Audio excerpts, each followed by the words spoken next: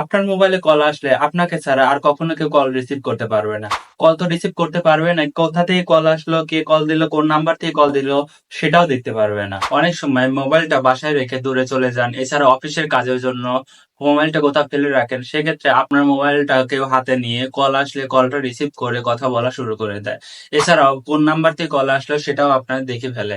এই জন্য আপনারা যদি এই কাজটা করে রাখেন তাহলে আপনি ছাড়া অন্য কেউ আর কখনো কল ধরতে পারবে না। আসুন ভাই এই মজাদার সেটিং এর কাজ করে আসি।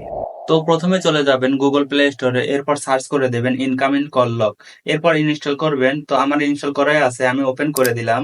দেন আপনারা উপরে দেখুন ড্র ওভার আদার অ্যাপস আছে, এই লাল চিহ্ন আছে, সেটা আপনারা পারমিশন এনেবল করে দিবেন।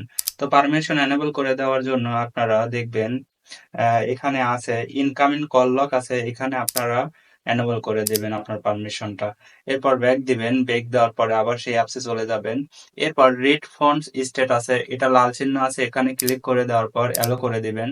দেন দেখুন সেট কল লক টাইপ আছে, এখানে আপনারা পিন সেট আপ করে দিবেন। আমি পিন সেট আপ করে দিলাম। তো সেট পিন আছে, এখানে আমি 4টা 5 দিয়ে পিন সেট করে নিলাম। এরপর নেক্সট করে দিলাম। এরপর আবার 5 দিলাম 4টা, কনফার্ম করে দিলাম। এরপর দেখুন এনাবল কল লক আছে, এটা আপনারা অবশ্যই এনাবল করে দিবেন। তো হয়ে গেল বন্ধুরা কাজটা। ভিডিওটা সবারই উপকারে আসবে। দেখা হবে পরবর্তী কোনো একটা ভিডিওতে। আল্লাহ হাফেজ।